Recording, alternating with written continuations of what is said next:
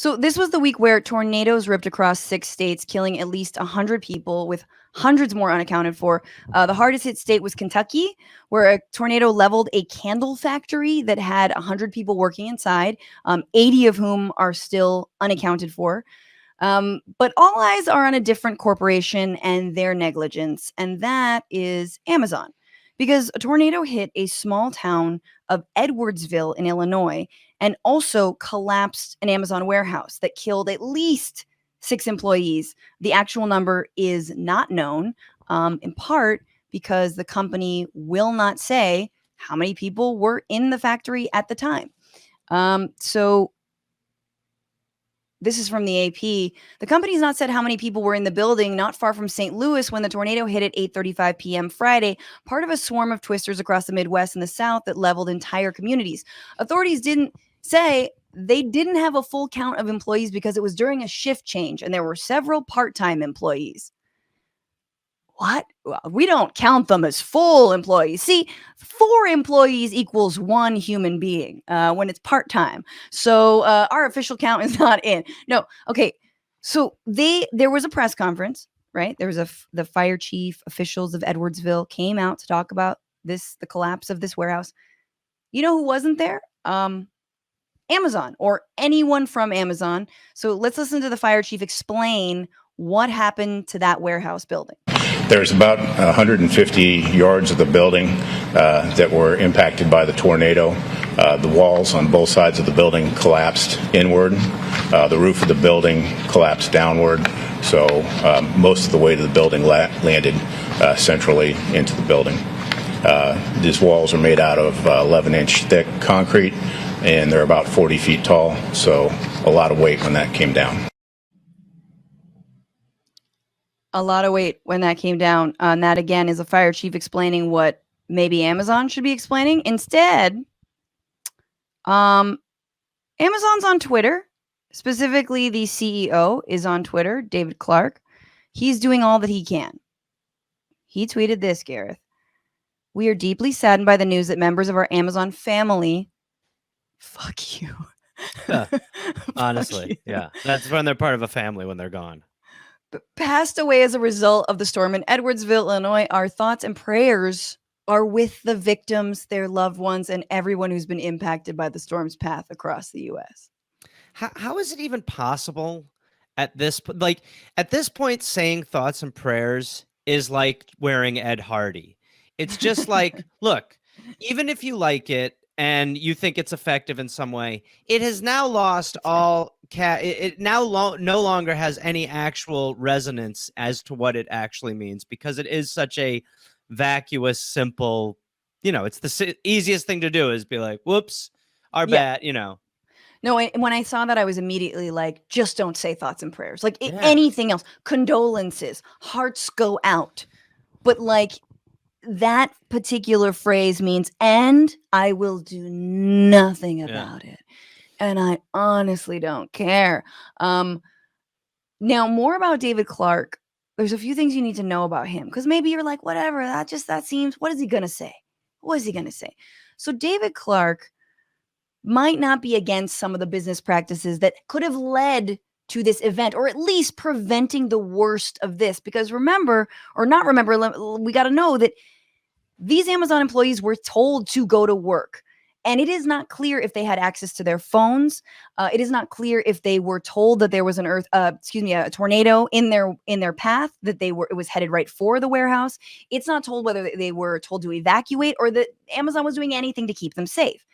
And mind you, there's like rules against having your phone on you. There's rules against being late. There's rules against, if you miss a day because you're afraid.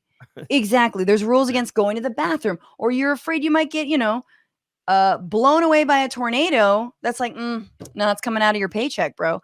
So how does David Clark feel about this? Well, David Clark used to be known as the sniper of Amazon. Oh, good. That's good. It's always good. It's a cute nickname. No, but like a in a good way. Absolutely. Sniper. Yeah, no, one of those positive ones that always come to mind. So shortly after being named Amazon's global logistics chief in 2013, David Clark held a conference call with his new reports. During the meet and greet, according to a person on the call, Clark described his early career habit of lurking in the shadows of Amazon warehouses and scoping out slackers he could fire, which earned him the nickname the Sniper. Wow. Ugh. To be the sniper at Amazon, I mean, it's such a low bar. For Amazon to be like, here's our asshole. It's like, whoa, this guy is a king among men. All hail. Yeah.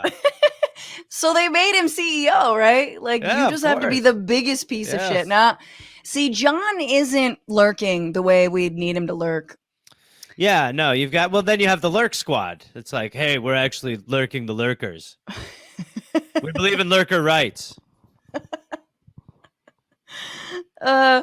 So this was his tweet, and people replied to him, and one of the people who replied to him was in fact an Amazon employee. Not in St. Louis, but in Kentucky.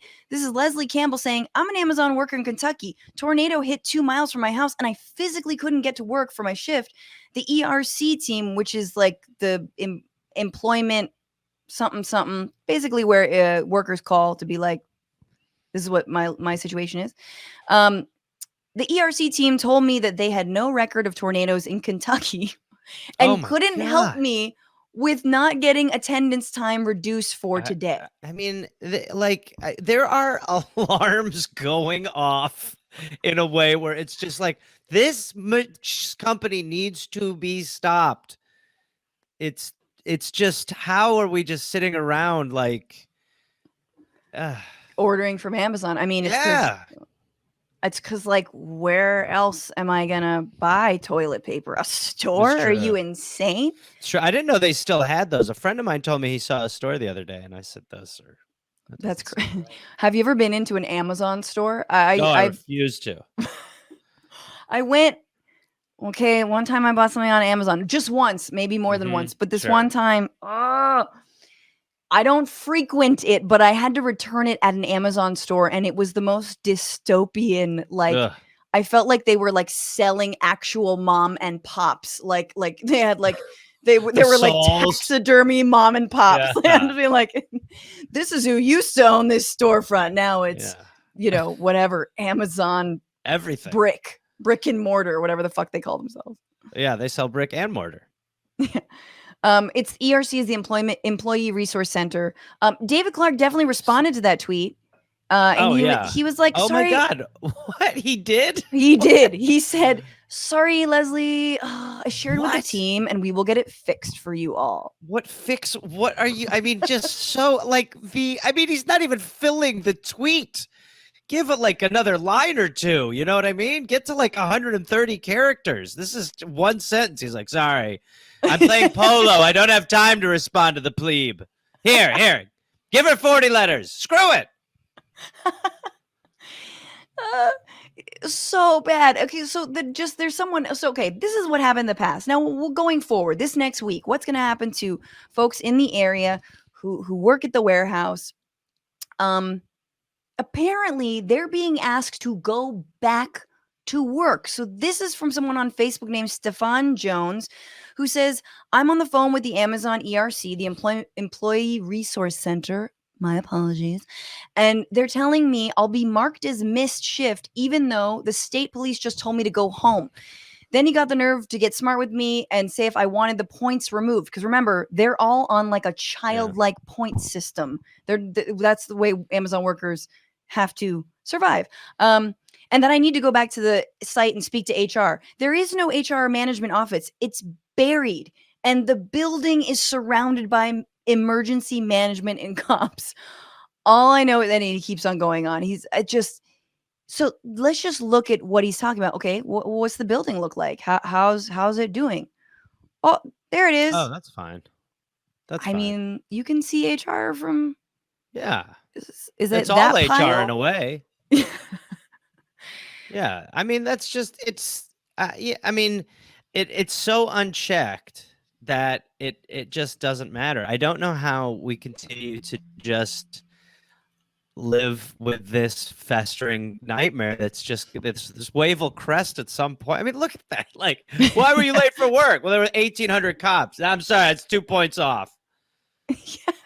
We also Straight read up. you went to the bathroom last week, which we're going to need to talk to you about. That is out of line.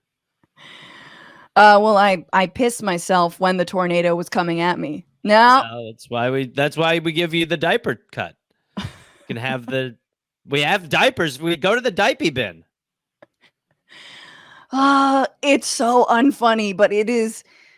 You make it somewhat bearable, Gareth. Yeah. So this is, again, there's nothing they can do to prevent the tornado, but everything they could have done to prevent the loss of life. We don't have. Let's not get into the candle factory because I have thoughts about like the candle factory or just like what the 80 people missing. Oh my God, it's a mass casualty event. But anyway, Amazon, which totally has the money to be like, hey, take the day off, take 2 days off. You're fine. We're fine. That nothing. We're gonna be a-okay if y'all don't come to work because there's a tornado coming.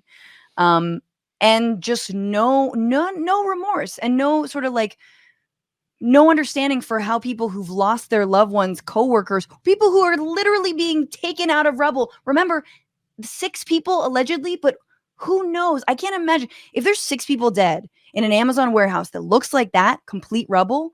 Like, were they moving out of the warehouse? Were they shutting that one down?